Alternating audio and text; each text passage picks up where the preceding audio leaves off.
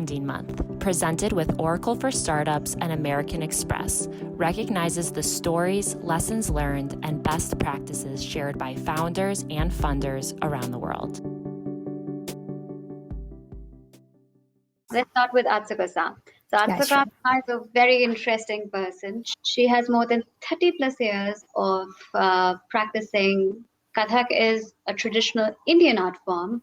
That means she had to, make constant trips to India to learn her art form. It was a very, let's say, a very testing journey, but it's definitely worth being heard of.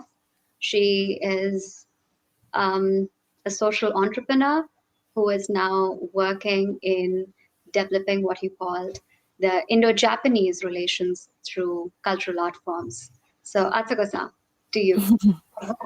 Thank you, Nayana-chan. Yeah. Namaskar, everyone. My name is Atsuko Maeda, a Kathak dancer. I hope everyone knows about Kathak dance. It is an Indian traditional classical dance. So I am a Kathak dancer and choreographer and director of Kadam Japan. So I live in Tokyo. Today was like a very good sunny day and we enjoyed flowers. It is full of spring now. So when I was 6 years old, I started Kathak with Mama in Tokyo. And somehow I'm falling in love to this dance form. And I try to doing till today. It's more than 30 years. And I was very lucky and I could learn from Padma Bhushan Kumari Lakiaji. It is my Guruji and in Ahmedabad, Gujarat. There is a very beautiful institute called Kadam. So I was learning at there and I'm learning Kadam Japan in Tokyo. So I'm trying to doing organizing and performance since when I go to India first time. It was 1999. And since that time, I'm doing performance and organizing and with Kathak dance. A few years back, I went to India and did performance at Kadam's 50th years anniversary, Suvarna Parva performance concert. Then at that time, I came to know, I thought there are so many foreigners learning Indian traditional dance and music and many kind of things like yoga, Ayurveda, so many things people are learning. But at the stage, I was the only one pure foreigner. So since that time, I started feeling, I am a Japanese and I'm doing Indian traditional dance so long time. And it is, I came to know it is very special thing. Then since that time, I started a little more, I have to, continue. I was lucky to learn so many things, so I should take it back to people. Yeah. Then I started to think like, what can I do with Kathak in Japan or from foreigners' position? So I came to know like more Japan, India, cultural, class culture relationship might be more important. Yeah. Then now Nayana-chan gave me good chance to, to do many things. And we are planning to do some art event with Japan, India, class culture. And also I'm doing organizing and performing cultural event at Indian Embassy and help Kathak students and try to find out patrons in Japan. In a few months, we shall be organizing event. There are contributes around India-Japan cultural exchange through art form. We will bringing artists, teachers, and dignitaries from across APAC who are doing their bit to help preserve their traditional art forms. If you would like to support us,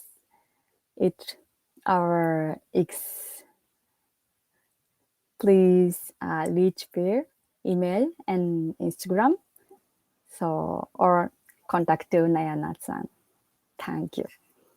Atsuko-san is doing a great job, especially working with Indian Embassy in forwarding the Indo-Japanese cultural ties through various art forms. And it's not just Kathak that she is related to. She's also bringing the Japanese artists who are doing their bit in forwarding the art form of sitar and a whole lot of a whole plethora of music and dance forms. So thank you, Atsuka-san. Thank you so much, everyone. Nayana-chan, thank you. Today we have Erika with us, a woman who fought against all odds that the current social system can, provide to a young entrepreneurial aspirant. That is, high aspirations, high student debt. And this woman, she overcame everything. And today she's not only making a difference in terms of, overcoming the stereotype that you need a high profile job to make a difference. I think it's looking beyond that. And I'll let Erika tell her story. I think she'll be better than me. Oh, thank you. I appreciate that introduction. That was really nice of you. Well, hello, everyone. Thanks so much for being here. Thank you for taking the time out of your busy evening or afternoon or whatever time zone you're in. I really appreciate it. So I'm Erika Kullberg. I am a lawyer by background, but now I associate more with the word entrepreneur. I have my hands dipped in a lot of different ventures right now.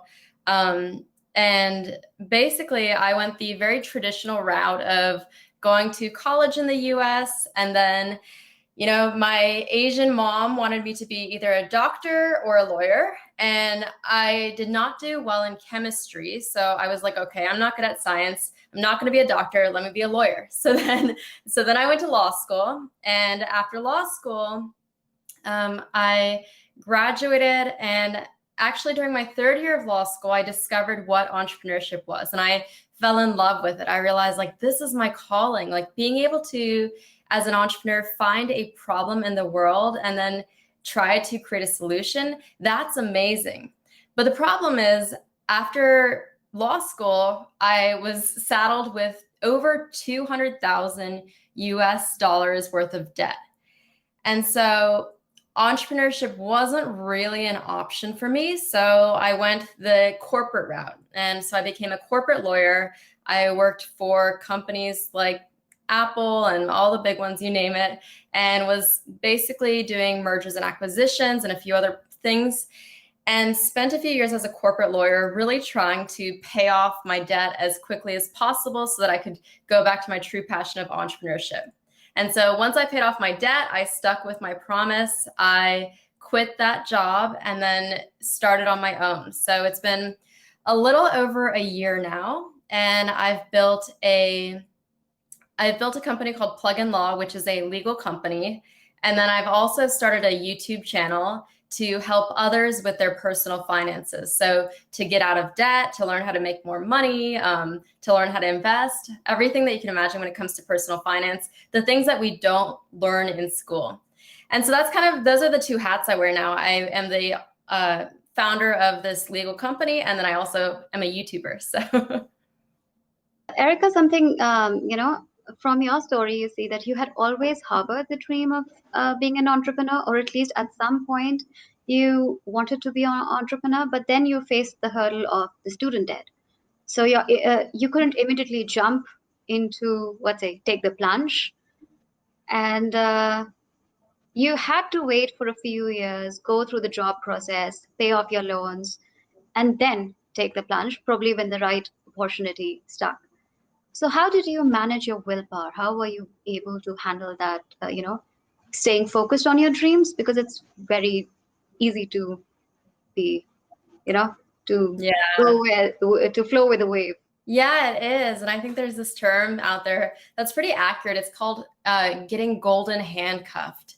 And it essentially means you become so comfortable with the lifestyle of just having a stable salary coming in, and things that as entrepreneurs we don't really have. Like, you can't count on a stable salary really, and getting golden handcuffed to it and thinking that, kind of forgetting about your dreams and your passions and getting stuck in that rat race forever, which some people, love their jobs, but I really was passionate about trying to have an impact. And so my goal was to pay off my student loans as quickly as possible so that I could have the freedom and the optionality to go try to pursue my why and pursue trying to have more of an impact on the world, besides just helping corporations get bigger. So from a practical standpoint, I think one of the things that I did was I knew that my goal was not going to start as an entrepreneur was not possible until I paid off my student loans. So I was very focused. I created a plan for how I was going to tackle them, how much debt I needed to pay each month, how I was going to save money, and just stuck with that for 2 years as I was paying off my student loans. So that's the very practical side. And then I think it's in terms of not losing sight of it. I think a lot of times we get caught up in just doing our day-to-day without really thinking about what we really want to do. And we're all so busy. We all have, 100 emails coming in every day, so many distractions, so many things we're doing, and so many tasks that sometimes it really is necessary to take a step back and say, like, is this where I want to be in my life? And if it is not, what do I need to do to get to where I want to be? And I think that once I paid off my student loans, that's when I really had the chance to step back and say, do I want to continue to pursue this traditional path, which is staying at this law firm, perhaps becoming a partner at the law firm, making a lot of money, having a lot of prestige, or do I want to try to go out on my own? And I wanted to try to go out on my own for a lot of reasons. One of them is I value time. And I think when you're working 100-hour weeks at the law firm, you don't own your time. And so I wanted to find a way to own my time. That was one of the things. I also wanted to have an impact. Like I think climbing up the corporate ladder, you're getting all these gold stars and people are saying, like, good job, you're at this like top law school. Good job, you're at this top law firm. But the gold stars aren't really fulfilling in the sense that, like, okay, you're getting like a check mark from corporate, but what does that really mean? So what I wanted, like what is validation to me is feeling like I'm having an impact, like getting on YouTube and seeing comments being like, this video taught me how to invest, or, like, this video inspired me. That's much better than the gold stars that I used to receive in the corporate world. So that was helpful. Inspiring a lot of people. Yeah. But it's great, everybody in retrospect, everything is there. Yeah, I was able to give up my job. I was able to transition. But when you're transitioning, it's a very courageous aspect, I think most of the people can't even sleep at night, thinking about how they'll manage their personal finances, what would really happen, how are things going to turn out.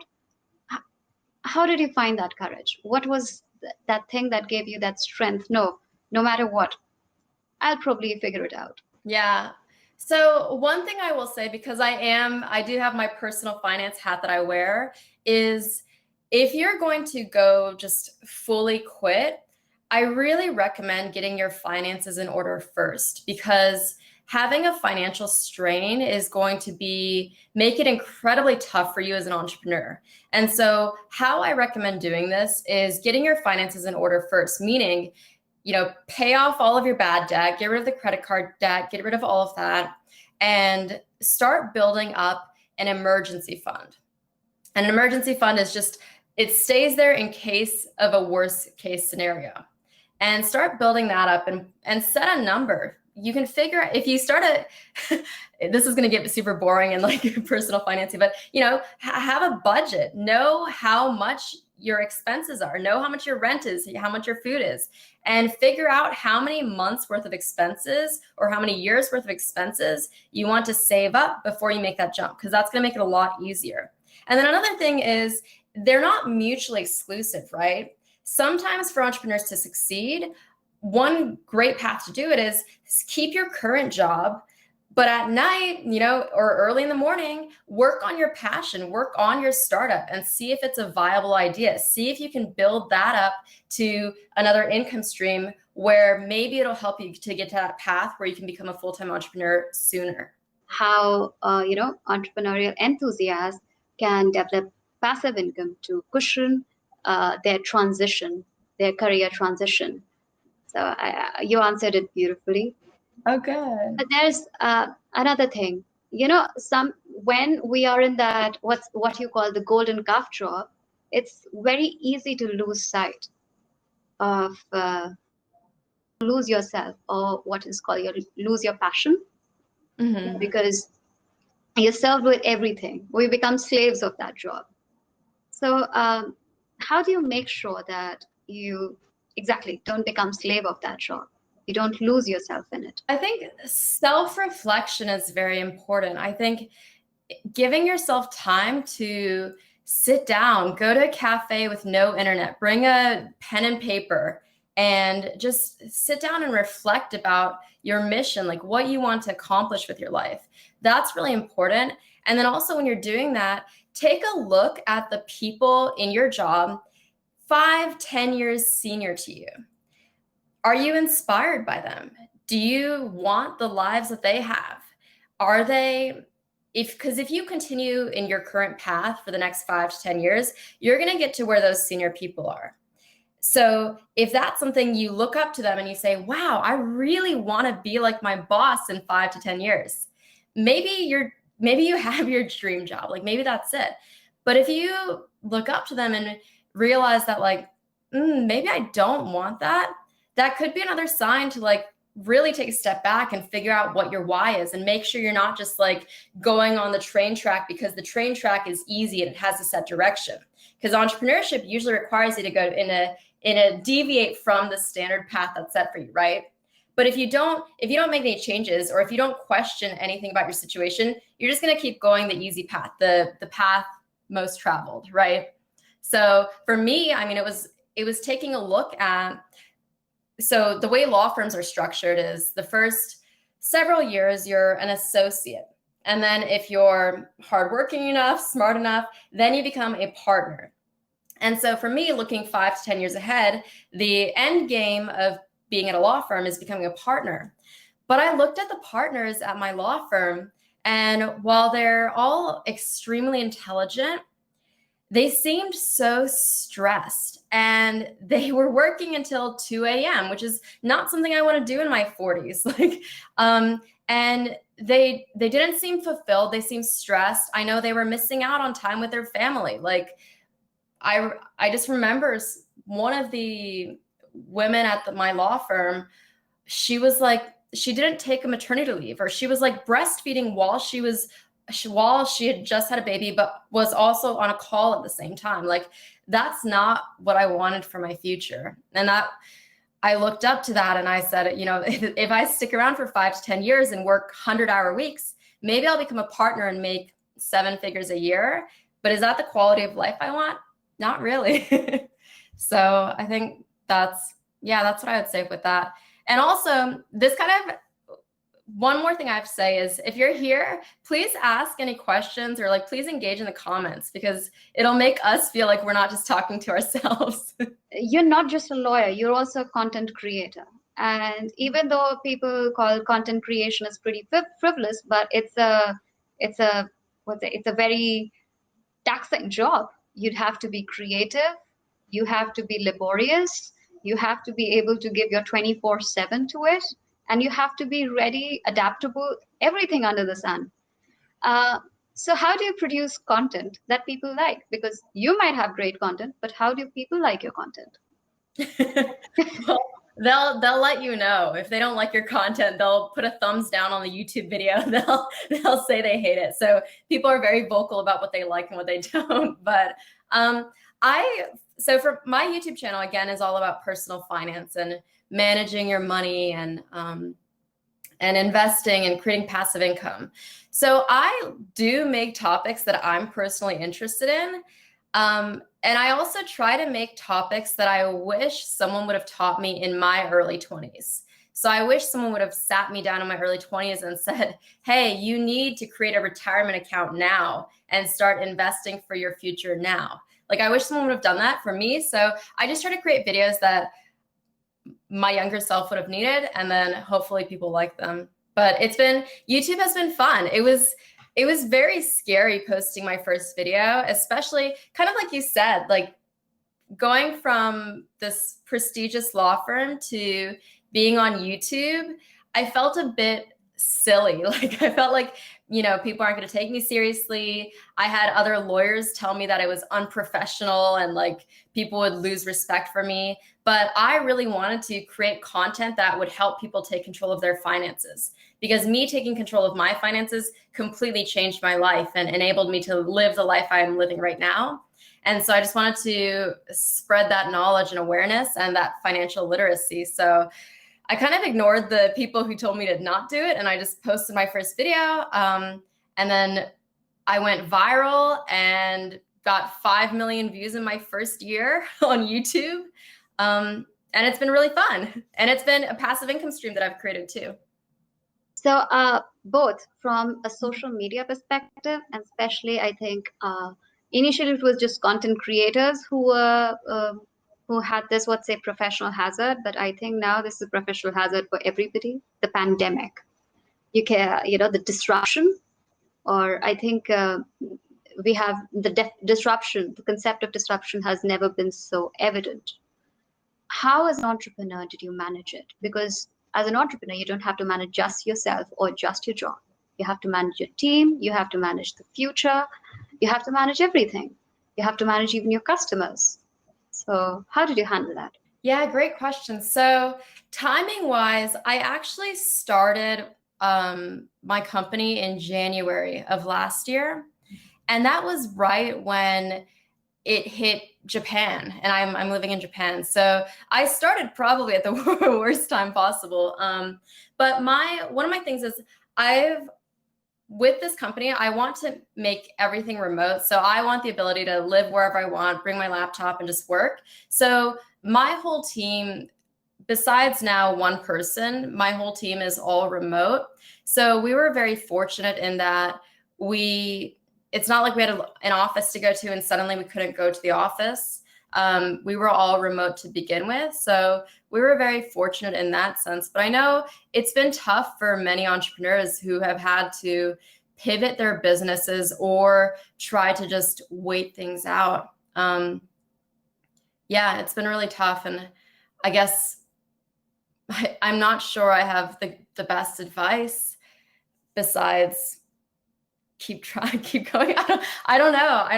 I just know it's been very tough. And I know some entrepreneurs who are in the travel industry, and it's just extremely tough. They're trying to wait it out and figure out additional, perhaps, income streams that they could create through pivoting a bit.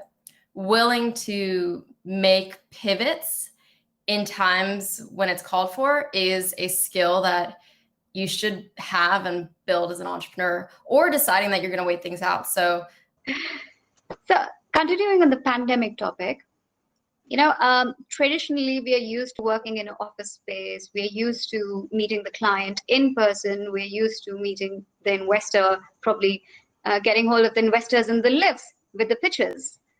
What do you do if you're stuck in another country and you yet have to manage your business? What do you have to think? I'm sorry. I think we are having, which while Erika gives her 2 cents about how do you manage with the virtual infrastructure, which probably is here to stay. Yeah, I agree. I mean, I think working remotely has so many benefits. We've obviously, Zoom has become the norm for many people.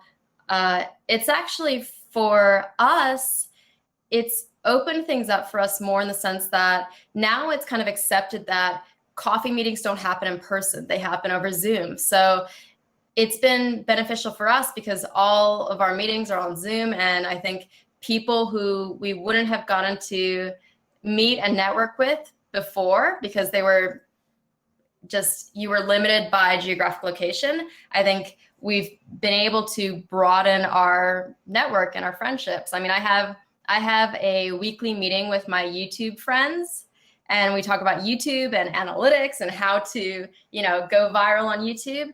And that's with people, like 10 people from 10 different locations. And I see it as a benefit that we can all connect remotely now. Obviously, there is some of the downside. I mean, you can never connect with a person as well as you could in person, but Zoom is a nice alternative, I would say. And beyond Zoom, how are you managing your energy levels? Because it's not a smooth sail. I don't think pandemic was a smooth sail for anybody. There could be emotional upheavals. There could be a whole sort of problems. How do you manage that constant focus that, things will pass, this too shall pass? Yeah, I think that one of the problems with it all being remote is if you were used to going into an office, you go to your office 9 to 5, then it's over, done, right? But one of the problems with it being remote is work seeps into all hours of the day. You wake up first thing, you check your email, you get on Zoom early in the morning, but then you're also on Zoom late at night. So it seeps into your entire day in a way that previously the office kind of, for many people, served as a little barricade. And so I think it's just about creating focus, eliminating distractions. I don't have any rings set on my phone. Like if someone tried to call me, I would miss it because I won't hear it.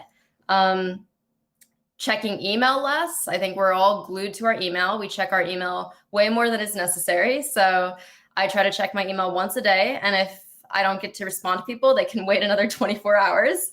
And just really focusing on your time and then also carving out your personal time and time to take care of yourself. Read a book that is not related to what you do with work. Pursue a hobby. Work out, which I can't be a hypocrite because I'm not working out that much right now, but I should be. And maybe for May, my goal is to work out a little more. But yeah, I think trying to get to this balance, which I have not reached a balance. So I cannot, without being a fraud, I can't say like, you need to reach a balance. But I think trying to take steps to get there is important. Erika, tell us about plug-in law and how it can help, the young entrepreneurs who are there among our audience. Sure. So I founded Plug-in Law because I realized there was this gap. And when I was working as a corporate lawyer, we were charging hundreds of dollars an hour, sometimes over $1,000 an hour for our legal services. And the reality is most people cannot afford those crazy prices. So I thought that there had to be a better way to make the legal stuff more simple and accessible for normal entrepreneurs and small business owners, and not just the Fortune 500 companies. So I wanted to create a company that would make those things accessible. So I created Plug-in Law, and our mission is just to make the legal stuff less scary, because a lot of lawyers use terms that we can't understand. They scare you into paying for their thousands of dollars of services. So I wanted to make it less scary and then more accessible for the everyday entrepreneur. And so we have just 2 services right now, but we eventually are expanding into being a one-stop shop for small business owners and entrepreneurs. So right now you can come and we can help you with the legal policies that you need for your website, which are a privacy policy required by law, terms and conditions, and disclaimer. And then if you're in the US, we can help you register a trademark. So that's what we have right now. But the whole mission is to make it easier for people to get the legal protection they need without spending thousands of dollars on a lawyer. Could you expand more on, because you're providing these services to the entrepreneurs, what is the differences among being sure when you're in the US markets, because US is a very litigious market. And a lot of entrepreneurs over here might not be aware that they need to have these services in order to protect themselves before they start, before they enter or foray into the US markets. So could you expand on that what are these services and how Plug and Law can help these on that aspect? Sure. So yeah, the US, people love to sue each other. Easy way to put it. Yeah. So for one of the packages we have, which is called the legal bundle, it comes with these 3 policies that you need to put on your website. The reason why it's necessary to protect yourself is because you want to have, well, first of all, privacy policy is required by law. But you also want it to be able to tell your customers, your people who visit your website, how their information is being collected and used. But terms and conditions are very important for entrepreneurs to protect themselves and their business, because terms and conditions essentially say, look, these are the rules of our website. If you purchase a product on our website or a service, this is the return policy. Because, you know, if you don't have a return policy laid out there, people won't know what the return policy is, and you could get into trouble. You could have a lot of refunds that you didn't really want to give refunds for. And then the third one is a disclaimer. And a disclaimer basically says what you are and are not liable for. So for instance, if you have a blog where you talk about how to lose weight, if someone relies on that blog and they say, you know, I got injured because I tried what you said to do in your blog post, you don't really want to be responsible for that, right? Like, you don't want them to come after you. So disclaimer just says, this is what I am responsible for and this is what I'm not. And so it'll say something like, for any content that you see on this website, I'm not responsible if you take action based on it and get injured or get harmed somehow. So those are just 3 examples of the 3 policies that you could easily put on your website to protect yourself, or at least build that layer of protection around you. And then for a trademark, so a trademark is, if you think of Starbucks, the word Starbucks is trademarked. It's a registered trademark. The logo, the green mermaid logo that you see, that's a trademark. So trademarks are just words, phrases, logos. A phrase example is Nike, the just do it. That's a phrase that's trademarked. And by registering a federal trademark, this gives you protection from copycats, thieves, other people saying that you stole theirs. And so that's why registering a federal trademark is important. So we have that service as well. Erika, what advice do you have for the entrepreneurs who are right at the verge of taking the plunge? You know, who are yet thinking like, should I do it? Should I not do it? Is it pandemic? Should I wait for 1 more year? There's such a time, such are the times, such volatile times. Yet this is also an opportunity to do things to build the forward better. It's an absolute opportunity. So what advice do you have for such people? Yeah, I have 3 points. Let me write them down so I don't get sidetracked and forget them. So the first one, we've already kind of talked about this, is get your finances straight. Make sure that everything has to be a calculated risk.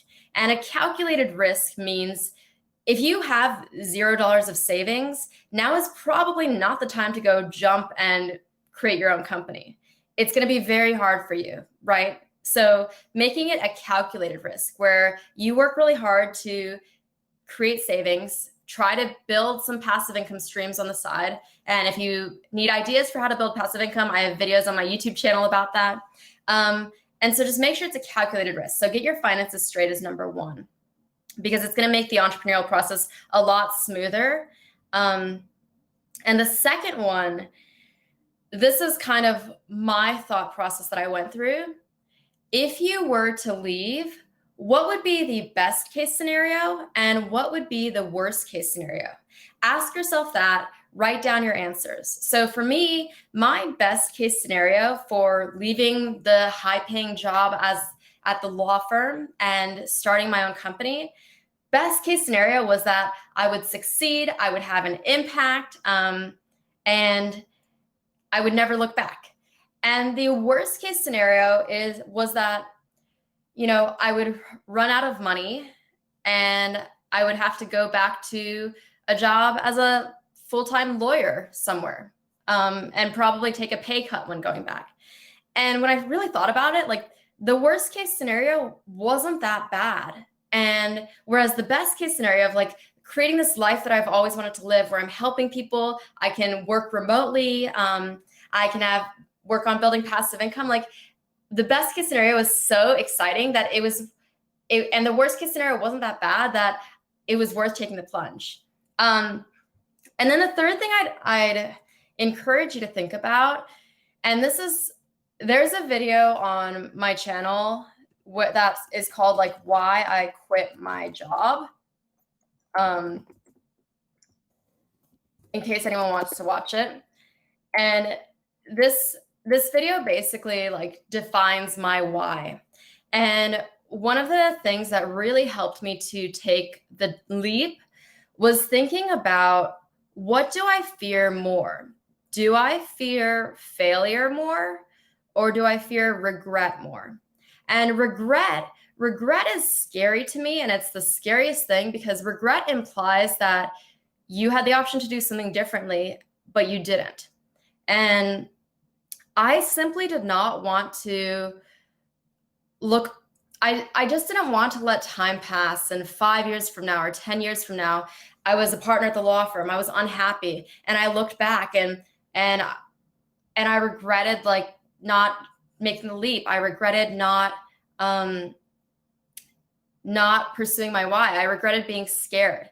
And I regretted not being able to spend time with people. And as you'll see in that video, like one of the main reasons I did make the jump is because from working these 100-hour weeks, I missed out on time with family, and I missed out on some of the last moments I had to spend with someone who was really special to me in my life. And so regret to me was much scarier than failure. Failure is just this construct that we've created. Like the reason we are scared of failure is because we care about what other people think about us. But that's no way to live life. Like when I put myself out on YouTube, I was scared of failure. Like I was scared that people would laugh at me. I was scared that no one would ever watch my videos, and people would be like, did you see that Erika started a YouTube channel and like only one person, her mom, views it? Like I was scared of failure, but when I really looked at it, like failure is not that scary. Failure is just the reason you care about failure is because you're seeking external validation from other people and you don't want them to see you fail. And so fear of failing versus fear of regret. I fear regret a lot more than I fear failure. So I want to live my life pursuing things so that I won't regret things. And that applies to everything. And that really helps. That mentality helps with entrepreneurship too, because to build a company, you have to go through a lot of rejection. You have potential clients rejecting you. You have, left and right people reject you when you're building your own thing, because no one's going to see the vision quite like you see it. But getting over that rejection and being like, okay, that's fine. I'm going to move on. I'm going to, I'm going to ask 100 people to support me. And I'm okay getting 99 no's, because I know that eventually someone's going to ask, or someone's going to say yes. Like I think that's an important mindset to have as an entrepreneur. So those are my 3 things. Get your finances straight. Think about your best case scenario versus worst case scenario, and then think about what you care about more, regret, or what you're scared of more, regret or failure. So we have a fellow, so I should let everybody know that we are officially in the question answer round, and you can send your questions.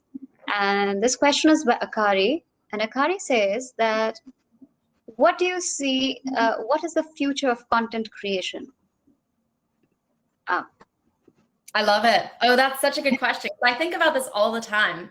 Yes. Something I've realized in the future of content creation to me is, if you look 5 years ago, 10 years ago, content creators were, and you go on YouTube, YouTube was about, funny cat videos and memes and maybe some vloggers, like vlogging about their lives. I think the big shift is going to be professionals getting onto YouTube and becoming content creators. And this education focus coming onto YouTube. I think that is the big future of content creation. And I also think that content creation is very important because there is nothing more valuable as an entrepreneur than organic traffic. Because paid traffic, so if you have a product or service, you need people to come to you. So how are they going to come? They're going to come through organic traffic, which is like word of mouth, or they find you, or they're going to come through paid traffic. You pay Facebook $100 a day to show your ads. Organic traffic is much more valuable to you because organic traffic, to get it, you have to have the know, like, and trust factor. And so already people are more likely to buy from you if they come through organic traffic versus paid traffic. You're going to get the skeptics. People are going to be like, I don't know who this Erika Kullberg is. I don't know. So it's harder to click. Plus paid traffic, you can blow a lot of money on Facebook ads. And we've seen that. But versus organic traffic, it's free. All it takes is your time creating the content. And then, especially if you go on a platform like YouTube, you have the know, like, and trust factor. I've been able to build my plug-in law business so much because of my YouTube channel. And you wouldn't think those things go hand in hand, because my YouTube channel, it's not like I'm talking about legal things. I'm talking about personal finance, which there is no direct connection to legal protection for startups, right? But yet people get to know me on my YouTube channel. I build that know, like, and trust factor with them, and then it brings so much traffic over to Plugin Law. So I think the future of content creation is you're going to see more professionals on it. You're going to see more startups and entrepreneurs realize, and small business owners realize, that they need to leverage content creation to build an audience, to build a loyal following. And yeah. Yeah, so probably we'll be seeing your bosses now coming to the content creation season, asking you to share their content and help get some followers. That reminds me, please make sure to subscribe Erika's channel, the link of which Erika has already given. You don't have to. If you don't like, only subscribe if you like the content. There is an interesting next question, but before that, I should let everybody know that Erika has prepared a very nice gift for you. She has 2 ebooks, which we shall be forwarding you via email. And I think that can be a great guide as an entrepreneur to look into the legal aspect. And the next question we have from Ananya, and she asked, how do you not touch your cushion funds when going through a rough patch? I think probably she's an entrepreneur and going through a rough patch. So how do you not touch your savings when going through a rough patch? Yeah, I mean, I don't have enough details to answer that question. I don't know the situation, but the point of an emergency fund like that cushion is to help you through the rough patches. So if you need to touch it, that's fine, but just make sure that you try to replenish it. And by that, take on side hustles if you can to get extra money. Cut more from your expenses. Take a look at your last 30 days. Maybe if you're going through a rough patch, you say, cold turkey. I'm going off of Netflix. I'm getting rid of eating out. I'm getting rid of Uber Eats, like Grubhub. I'm all of those. I'm just going to be very, very minimalist for the next 3 months to replenish that emergency fund. So I think it's a combination, because I always say this for personal finance. Like, if you want to improve your financial situation, 2 routes: you have to save more money or you have to make more money. So if you're going through a rough patch and you need to access that cushion fund, that's fine, but figure out how to either save more money or make more money if you can. Yeah. The next question we have is, what are your strategies to prepare yourself to a possible persistent pandemic? Well, if the vaccines are effective, then probably we won't have a persistent pandemic. But in case there is a persistent pandemic, what are your strategies to prepare yourself as an entrepreneur?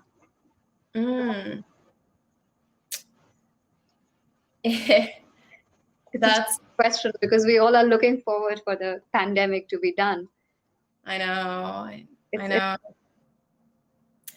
I would say that if you're too reliant on, if your current project that you're working on is not working during the pandemic. So for instance, if you are a restaurant owner, start thinking about how you can pivot a little to make sure that regardless of whether the pandemic continues or whether, it goes away, or I don't know, start figuring out how to pivot so that you'll be fine regardless. So if you're a restaurant owner, get a Shopify store, start selling your food online if you can, start building an email list, get your customers' emails so that you have direct access to them. Send them a weekly reminder like, hey, if you come here for Friday, you're going to get a free margarita or whatever. Like, try to think about how you can be creative, because I think just sitting and waiting for the situation to change around you is a bit silly, right?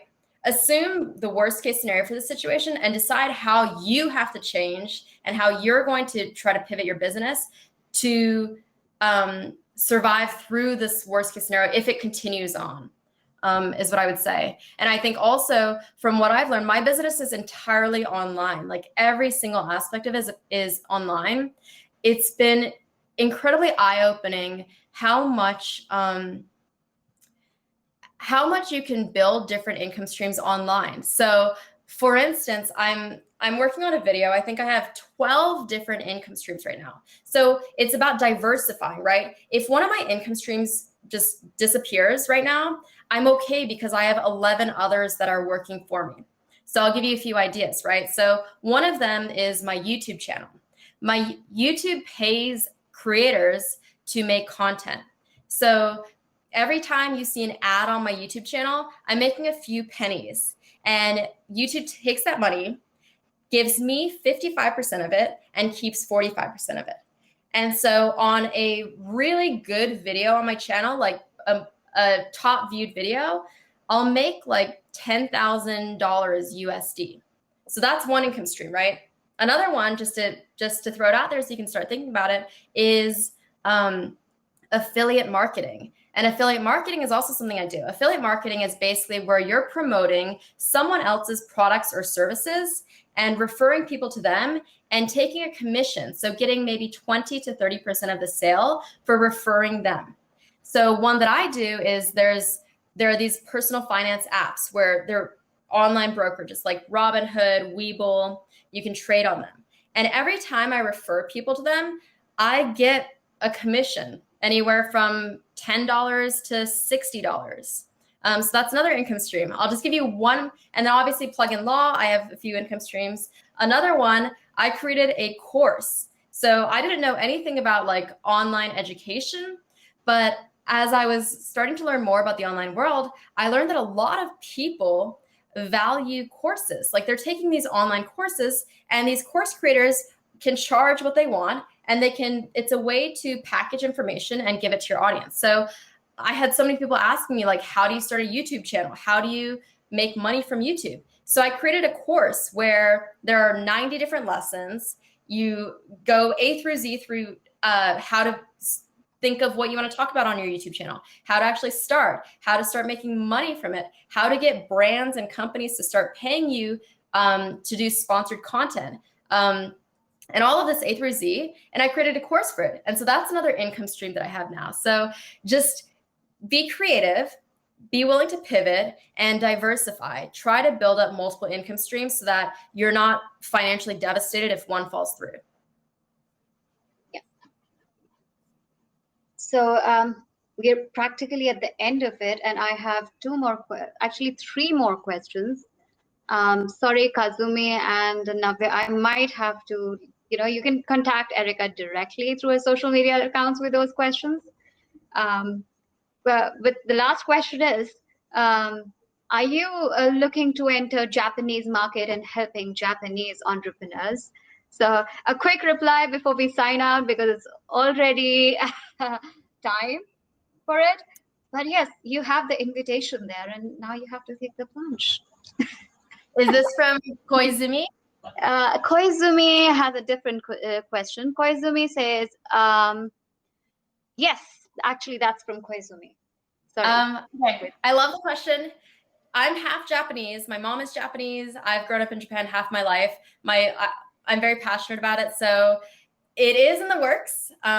It's not available now, or the legal bundle is there now. For the trademark service, it is in the works. So just stay tuned, and hopefully I will be able to help Japanese entrepreneurs very soon. Yeah. So, well, we are already, we are past our time, and we wouldn't want to hold Erika from her future Japanese plans. But if anybody would like to say a video on an audio or a video mode, you're more than welcome. This time we got a very shy audience who are very active in DMs, but not so active in the audio and video mode, probably because nobody's wearing trousers. I'm fine to stick around too. If there's questions, I don't want to leave any questions unanswered, so I'm totally fine to stick around. I don't know if you have to go though, so I don't know. Yeah. Samarth asks, how did you keep yourself motivated and focused even with all the restrictions set up to reach your goals? I set goals. So I set monetary goals. I set goals for the different income streams I wanted to create. And I started this all January of last year. So January 2020. And so I set my plan for how I was going to build all of this. So I came out with this video January of last year saying that I was going to build $200,000 of passive income. And then I showed everyone on YouTube, like, I want to make this much from this one, this much from this one. And so I stayed accountable because I literally broadcasted it to the world, my goals. And so I stayed motivated by just checking in with myself. I started at $0 with everything. So I had a very low bar to start with. And just for the focus, I think I'm very grateful to be in the position I am right now, where I'm not working for a law firm, but I'm working for myself. So the focus, I haven't really had an issue because I'm grateful to be here. I want to work hard because I don't want to go back to my law firm job. So I want to work hard to do well. But yeah, I think having accountability, putting your goals out there, putting your goals on paper, you don't have to blast your goals on YouTube like I did, but tell someone. It makes it more real. So I'll take last two questions and nothing more than that. But one, saw your message that you're running a bunch of schools in India, and Navya asked, law is different in different countries. How do you manage to stay up to date and relevant to all? Are you planning to extend the services in India, as there is a huge demand for pro bono legal services here? Yeah. Well, yeah, go ahead. Oh, go ahead. I said Navya is already in the space of education, and you're already teaching people about how to manage personal finances. You need to teach young people about how to manage Navya's personal finances. So Navya, you might have a very good teacher in Erika. Oh, I love it. Yeah, that's a really good question. Well, I'm very lucky to have a team around me that stays updated, and we try our best to stay updated. But I always surround myself with people who are smarter than me. So that has been the primary way that I've succeeded. And then in terms of extending services to India, that is not in the near plan, but hopefully we'd love to in the future do that. Yeah. We have one more question, and that's the last question, but I don't know who that question is from because I can't understand kanji, and we have a few people whose name is in kanji. But there is somebody who has asked, how do you manage burnout as a content creator, especially when you have to come up with content every other week? Ooh, that's a good question. Burnout is something that's not talked about, but it's a very real thing. I've experienced burnout as a content creator, and I think it's about giving yourself breaks, but then also realizing that you don't need to control everything. Outsource what you can, like build a team around you to make it easier. So I'm very fortunate that I have excellent editors that work with me. So I film the video, but then I hand it off to my editors, and they really take the creative direction from there for editing the video so that I can get it posted up. Now in Tokyo, I have a team member now who helps me with the vision for the YouTube videos. And he's also helping me create my TikTok account. So I think one, for burnout, know when you need to take breaks and don't be ashamed to take them. In our culture, I think overworking is glamorized and it should not be. When you need a break, you need a break. So prioritize your health, your mental health, your physical health above all. And then two, realize that you don't need to have your hands in everything. Like figure out how to be efficient about it. If you're doing the same task over and over again and it's something you could outsource to someone else, outsource it so that you can take it off your plate and focus your creative energy on where your special skill set is. And for me, the only element of content creation that I cannot outsource is me in front of the camera. But everything else I can, so I try my best to. Such is life. For everything, we have a set limit and everything runs its course. But it's a long-term and ongoing relation. If you want to get in touch with Erika, you could get in touch with StartupGrind and we can forward your queries to Erika directly. So it was a great evening. Thank you, Erika, for giving us your time. And see, such is the unpredictability of pandemic. I've been trying to fix my computer, but I have fixed it all in advance. But well, we would have to work. We would have to say goodbye without my video on. Oh no! Thank you so much for coordinating this, and thank you for having me. This was really fun. I really appreciate it. I loved the questions, and thank you all so much for your time. And I'm rooting for you. I'll continue to post content that I hope is relevant. I hope that the passive income stuff in particular and the videos about entrepreneurship are helpful to you. And yeah, keep going. You've got this. Yeah. Thank you, Erika. Thank you, everybody. Yes. Good night. Bye. Bye.